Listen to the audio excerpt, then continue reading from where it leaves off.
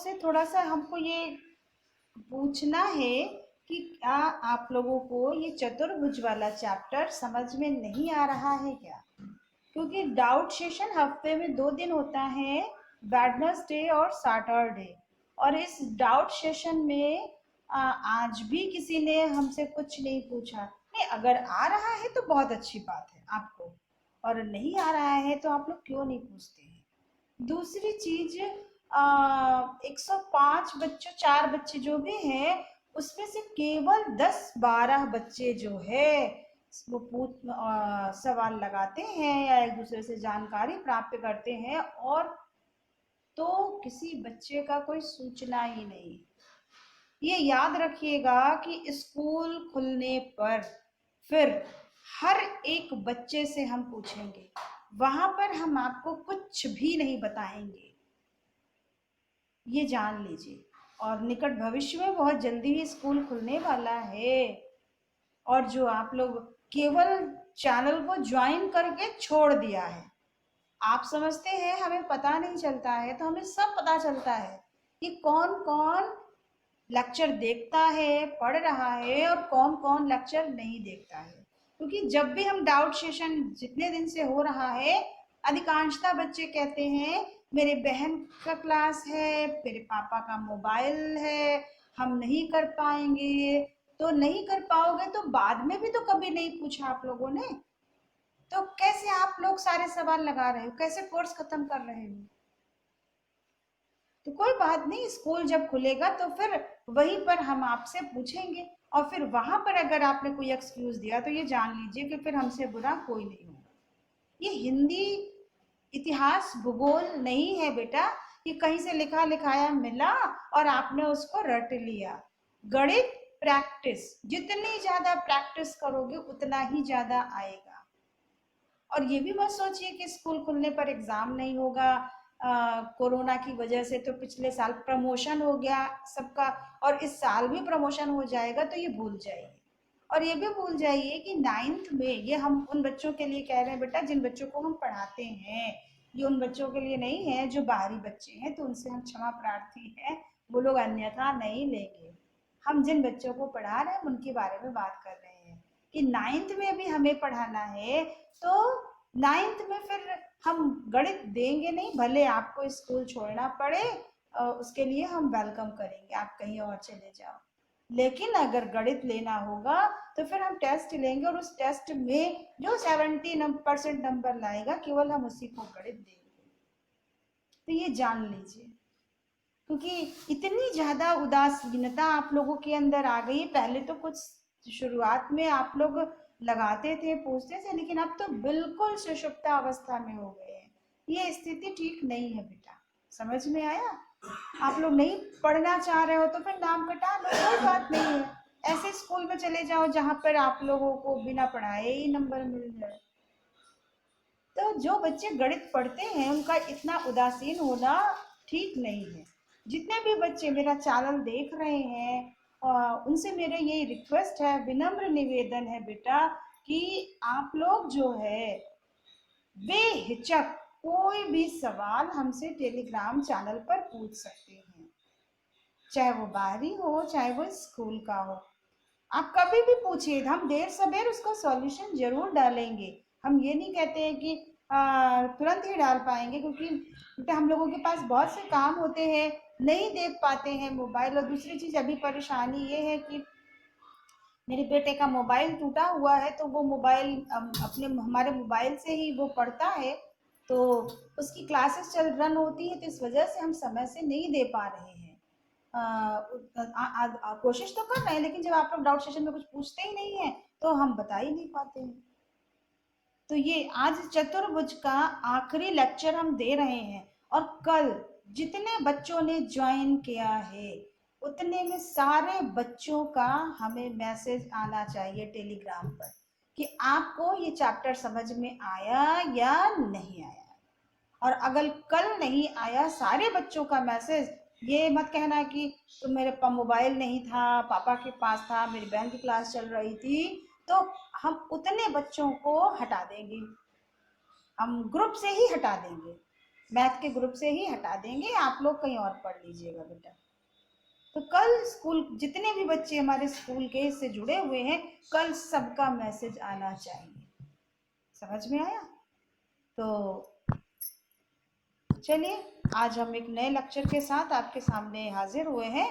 तो आज आपका है चतुर्भुज की रचनाएं, ये लेक्चर 5 है।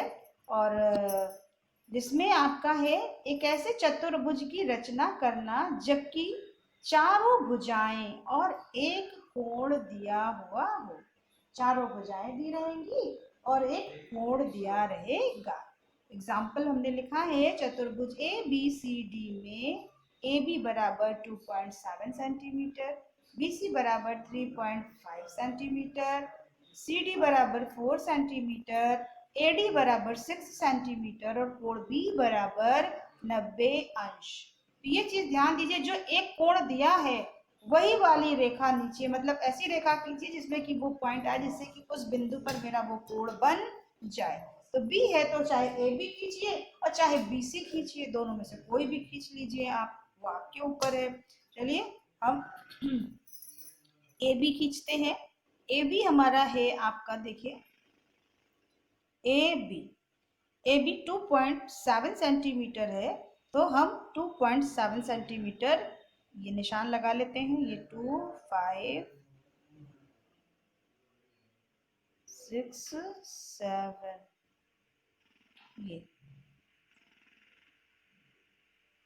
ये 2.7 सेंटीमीटर की हमने रेखा खींची, इसको हमने नाम दे दिया ए बी। ये 2.7 सेंटीमीटर है। अब इस पर बी पे कह रहा है कोण, पहले कोण बना लेते हैं। तो हम चांदे से बना रहे हैं, आप लोग पटरी प्रकार से बनाइएगा, क्योंकि हम पहले ही बता चुके हैं बेटा मेरा ये जो गोला प्रकार है खराब, इस वजह से एक्यूरेट नहीं बन पा रहा है। तो ये 90 अंश का कोण हमने बनाया। ये 90 अंश का कोण बनाती हुई हम एक रेखा इस तरह से खींच देते हैं। ठीक, अब इधर ए है, इधर बी है, इधर सी कहीं होगा, इधर डी होगा, तो इस रेखा का नाम होगा बी सी। और बी सी की नाप कितनी दी हुई है? 3.5 सेंटीमीटर। आप 3.5 सेंटीमीटर अपने प्रकार पर नाप लीजिए, 3.5 सेंटीमीटर ये, और बी पर रख करके एक चाप लगा दीजिए। लग गया आपका चाप। तो ये पॉइंट जो है वो हमारा सी हो गया, मिल गया हमको। ए हो गया, बी हो गया, सी। इधर की भुजा सी डी है और इधर की भुजा ए डी है, तो सी डी की नाप ले लीजिए। सी डी 4 सेंटीमीटर है, तो आप 4 सेंटीमीटर अपने प्रकार पर नाप लीजिए।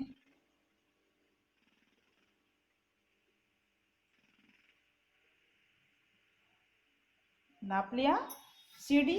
अब इस पर सी है पता, हम सी पर रख करके एक चाप लगा देते हैं, ये लग गया। अब इधर की भुजा ए डी है जो कि 6 सेंटीमीटर है, फिर आप 6 सेंटीमीटर ले लीजिए और ए पर रख करके एक चाप लगा दीजिए। अब ये नहीं कटा है, अब तो हम फिर से सी डी वाला 4 सेंटीमीटर ले लेते हैं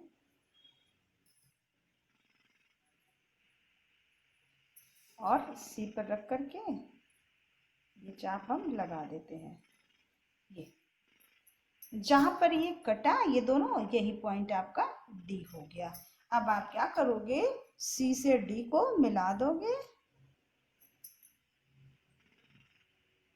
और डी से ए को मिला दोगे। ये बन गया आपका चतुर्भुज ए बी सी और डी। सबकी नाप लिख दीजिए। ये वाला कोण आपका 90 अंश का है, ये आपका 3.5 सेंटीमीटर है, ये आपका 4 सेंटीमीटर है, ये आपका 6 सेंटीमीटर है। इस तरह से सारी भुजाओं और कोणों के नाम हमने लिख दिए। तो एक ऐसा चतुर्भुज जिसमें 4 भुजाएं और एक कोण दिया हुआ था, हमने उसकी रचना की। अब रचना जैसे जैसे आपने बनाया है वो आपको लिखना है कि सर्वप्रथम हमने एक रेखा ए बी 2.7 सेंटीमीटर की खींची, बी को केंद्र मानकर एक कोण 90 अंश का बनाया, फिर प्रकार पर 3.5 सेंटीमीटर की त्रिज्या लेकर बी को केंद्र मान करके एक चाप लगाया जो कि सी पर कटा, फिर सी को केंद्र मान करके 4 सेंटीमीटर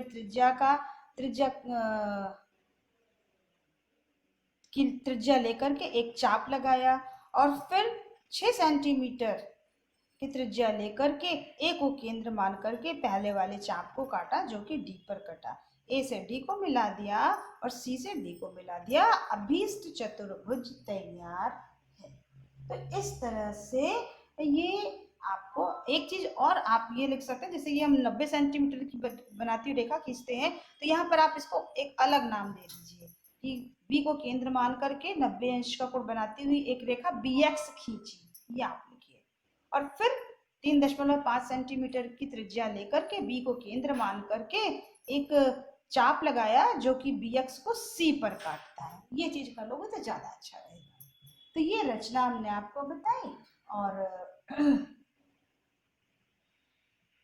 आपको इसी तरह से लिखना है। अब हम 10F जो हमको लग रहा है कि आपको नहीं आएगा और वो हम आपको बता दे रहे हैं।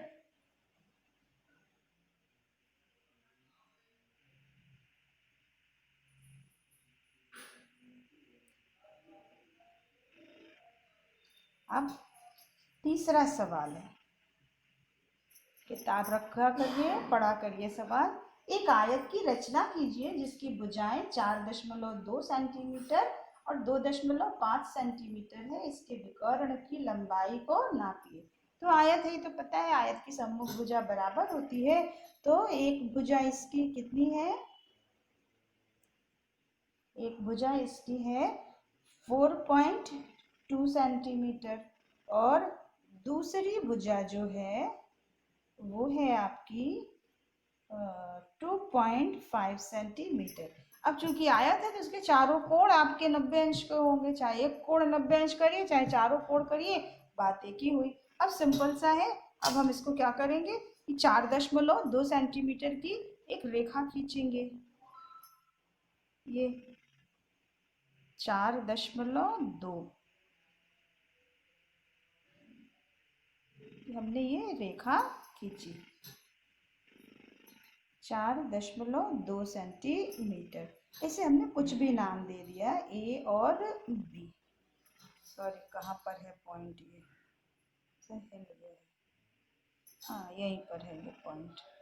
अब ठीक से मिला दे इसको, अब 4.2 सेंटीमीटर की रेखा खींच ली। अब आयत के चारों कोण 90 अंश के होते हैं, चाहे आप इधर 90 बनाइए चाहे आप इधर 90 बनाइए, जिधर आपकी मर्जी हो, क्योंकि चारों कोण 90 अंश के होते हैं। चलिए हम ए पर बना रहे हैं, ए पर 90 अंश का कोण बनाती हुई हम एक रेखा खींचते हैं, ये 90 अंश का कोण बनाती हुई हम एक रेखा इस तरह से खींचते हैं और इसे हमने नाम दे दिया x, बी ए एक्स। अब आयत में ये 4.2 है तो इसके सामने वाली 4.2 होगी और दूसरी भुजा इन्होंने दी है 2.5, तो 2.5 सेंटीमीटर आप नाप लीजिए पहले,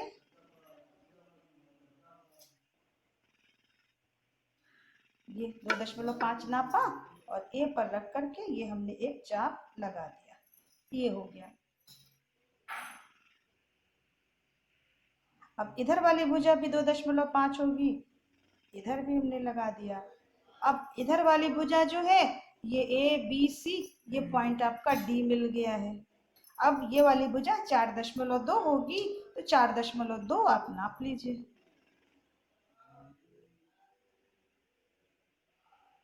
रख करके ये सेकंड डी पर रखा और ये इसको काट दिया, ये आपका कट गया, ये आपका पॉइंट सी हो गया। अब आप क्या करोगे, सी से डी को मिला दोगे, और सी से बी को मिला दोगे। ये आपका तैयार हो गया। ये आपका सॉरी हाँ, ये 90 अंश का कोण था, ए पर हमने बनाया। ये 2.5 सेंटीमीटर, ये भी 2.5 सेंटीमीटर, ये 4.2 सेंटीमीटर। तो इस तरह से ये आपका आयत बन गया। दो भुजा थी तो दो भुजा आपको अपने आप ही पता चल गई, क्योंकि आयत में सम्मुख भुजाएं क्या होती हैं, बराबर होती है। तो ये आपका वैसा एक सवाल था। अब इसी का हम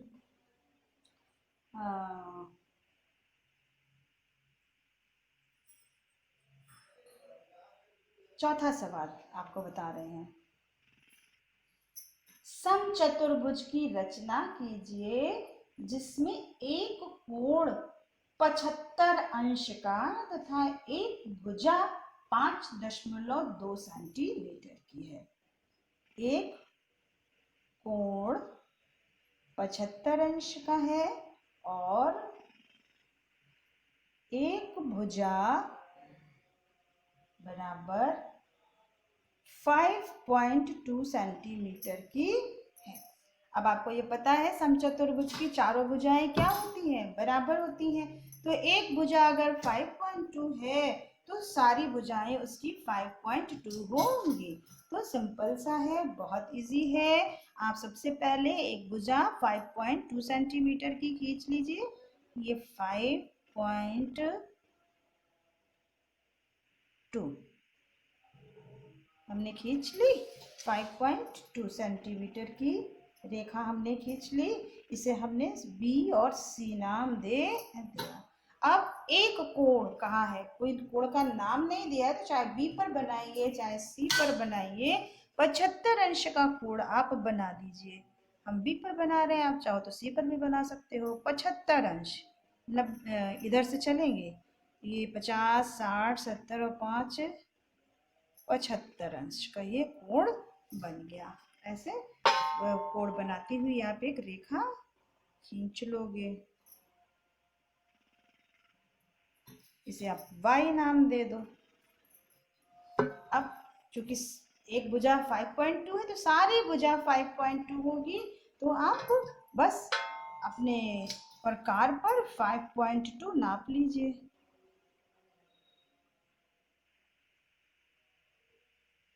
ये नाप लिया।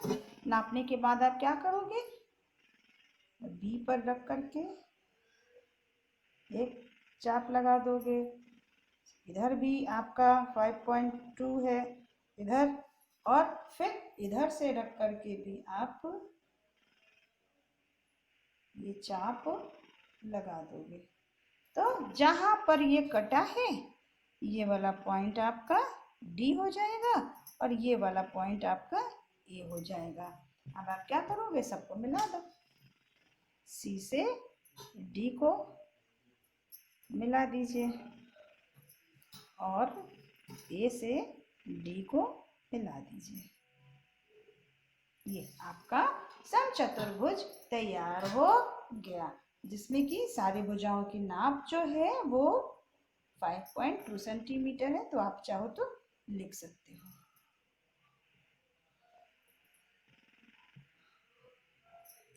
तो ये आपका जब चार भुजाएं और एक कोण दिया हुआ हो तब हम आपको ये बनाना था। तो अब आपका ये चैप्टर यहीं पर समाप्त हो गया है। दक्षता अभ्यास आप लोग लगाइएगा और उसमें जो भी सवाल नहीं आएगा वो सवाल आप लोग हमसे पूछ लीजिएगा बिना हिचक के। तो हमारी तरफ से ये सवाल आपका समाप्त हो गया, ये चैप्टर आपका समाप्त हो गया है। तो इसमें एक दक्षता अभ्यास का आपका एक सवाल है, वो हम आपको बता देते हैं। ये कक्षा जब 9 में भी जाएंगे तब भी आप पढ़ेंगे। दक्षता अभ्यास का 7वां सवाल है आपका कि एक समबाहुभुज के अंतःकोण की माप 108 अंश है। सम बहुभुज, सम माने बराबर, बहु माने अनेक, भुज माने भुजाएं, यानी कि एक ऐसा आकृति जिसमें कई भुजाएं तो हैं और वो सारी भुजाएं आपस में बराबर है। अब उसमें 3 भुजा भी हो सकती है, 4 भी हो सकती है, 5 भी हो सकती है, 6 भी हो सकती है, 8 भी हो सकती है। भाई त्रिभुज होता है, चतुर्भुज होता है, पंचभुज होता है, खटभुज होता है, अष्टभुज होता है।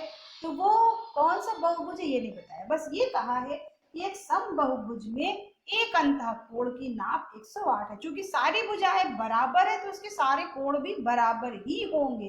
तो एक कोण 108 अंश का है, तो आपको ये बताना है कि उसमें भुजाओं की संख्या क्या होगी।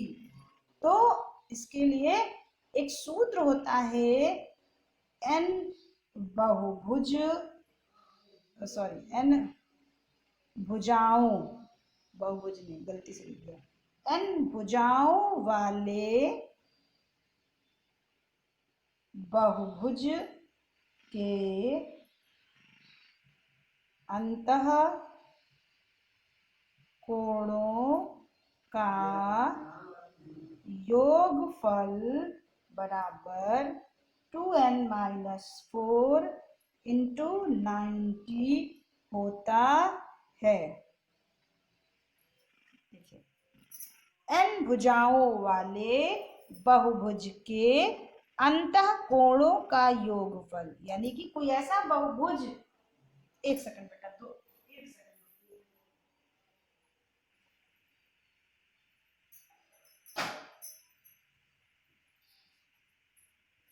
हाँ, एक ऐसा आकृति जिसमें n भुजाएं हैं, यानी 3, 4, 5, 6 कुछ भी हो, तो ऐसे बहुभुज में चाहे जितने कोण हो, भाई 4 भुजाएं हैं तो 4 कोण होगा, 5 भुजाएं हैं तो 5 कोण होगा, 6 भुजाएं हैं तो 6 कोण होगा। तो एक कोण अगर दिया है तो उसको तो और सारे कोण कितने अंश के होंगे, उनका योगफल क्या होगा, वो इस सूत्र से निकलता है। तो यहाँ पर कह रहे हैं n एक सम बहुभुज के अंतः कोण की माप 108 अंश है। तो अब जहां पर n क्या है, भुजाओं की संख्या है, तो यहाँ पर जो योगफल है वो नहीं दिया हुआ है, तो वो हमने 108 अंश है तो उसके भुजाओं की संख्या क्या होगी। तो हाँ बच्चों, थोड़ा सा जो हम ये आपको ये सवाल बता रहे थे ना कि 7वां सवाल, n भुजाओं वाले बहुभुज के अंतः कोणों का योगफल इतना होता है, 2n-4 इंटू 90 होता है, यानी कि n का मतलब भुजाओं की संख्या। कि मान लीजिए कोई ऐसा चतुर्भुज जिसमें कि कई भुजाएं दी हुई हैं, तो उसमें टोटल जितने एंगल हैं उनका योगफल कितना होगा, वो इस सूत्र से निकलेगा, जहां n भुजाओं की संख्या है। ये तो कोणों का योगफल के लिए था, लेकिन यहाँ पे आपसे पूछ रहा है कि एक कोण 108 अंश का है तो उसमें कुल कितनी भुजाएं होंगी। तो आपका वो निकलेगा, भुजाओं की संख्या निकालने के लिए दूसरा सूत्र है, भुजाओं की संख्या n होती है, यहाँ n भुजाओं की संख्या है कि नहीं, n बराबर 360 बटे बाह्य कोण, एक अंतः कोण होता है और एक बाह्य कोण होता है। अंतः और बाह्य दोनों का योग हमेशा 180 अंश होता है। रैखिक युग्म आपने पढ़ा है कि नहीं, इस तरह से रैखिक युग्म, एक अगर 130 अंश है तो दूसरा क्या हो जाएगा, 50 अंश। तो इस तरह से अंतः और बाह्य का नहीं, ये तो आपका हमने वो बता दिया। जैसे मान लीजिए ये आपका त्रिभुज है, ये आपका एक त्रिभुज है, ये अंतः कोण मान लीजिए 70 अंश है, तो इसका बाह्य कोण ये होगा, ये बाह्य कोण, इन दो ये कितना हो जाएगा, ये टोटल 180 का 110 का हो जाएगा। तो अंतः और बाह्य कोण का योग हमेशा 180 अंश होता है। तो यहाँ भुजाओं की संख्या आपसे पूछ रहा है, नहीं पता है, ये हमने मान लिया ये n है, तो 360 बटे अब इसका एक अंतःकोण दिया हुआ है 108, उसमें साफ साफ लिखा है अंतःकोण की माप 108 अंश है। तो अंतःकोण की माप 108 है, तो बाह्य कोण कितना हो जाएगा 180 माइनस 108 अंश। तो ये आपका हो जाएगा 360 बटे 180 में से 108 घटा दीजिए 72 अंश। अब इसको काट लीजिए, 2 तिहाई 6, 2 छंग 12, 2 एकम 2, 2 अट्ठे 16, 0, फिर 2 से काटिए, 2 एकम 2, 2 अट्ठे 16, 2 नौ 18, 0, ये 18 पंजे 90 कट गया, यानी n बराबर 5। यानी कि उस बहुभुज में टोटल कितनी भुजाएं हैं, 5 भुजाएं हैं। इस तरह से अगर आपसे ये कहा जाए कि किसी बहुभुज में 6 भुजाएं हैं तो उसमें टोटल कोणों का योग कितना होगा, तो वो आपका इस सूत्र से निकलेगा 2n-4 इंटू 90। लेकिन अगर एक कोण दिया है, और ऐसे बहुभुज हमेशा सम होते हैं, यानी कि सारी भुजाएं बराबर होती है, अलग अलग नहीं होती है। लेकिन अगर आपसे ये कहा जाए कि कोई एक कोण दिया है तो उसमें कुल कितनी भुजाएं होंगी, तो वो इस सूत्र से निकलेगा n इज इक्वल टू 360 बटे बाह्य कोण, और बाह्य और अंतःकोण का योग हमेशा 180 होता है। तो 360 बटे ये कर दिया, काट भी दिया, तो आपका n बराबर कितना हो गया 5। यानी कि उस बहुभुज में 5 भुजाएं हैं, यानी कि वो आकृति कैसी है, पंचभुज है। तो ये आपका हमने सवाल आपको बताया। तो अब ये 4 ऑप्शन था, 4 ऑप्शन में से एक पहला वाला ऑप्शन सही होगा, आप लोग इसको कर लीजिएगा, ठीक है। तो हमारी तरफ से ये वाला चैप्टर आपका समाप्त हो गया है। अगले लेक्चर में एक नए चैप्टर के साथ हम फिर से आपके सामने उपस्थित होंगे। और अगर आपको समझ में आया तो सब लोग लाइक का बटन जरूर दबाओ, चैनल को सब्सक्राइब कर लो, आपके आसपास जो बच्चे हो उनको लिंक दे दो पढ़ने के लिए। तो आज के लिए सभी को राधे राधे, प्यार भरा धन्यवाद।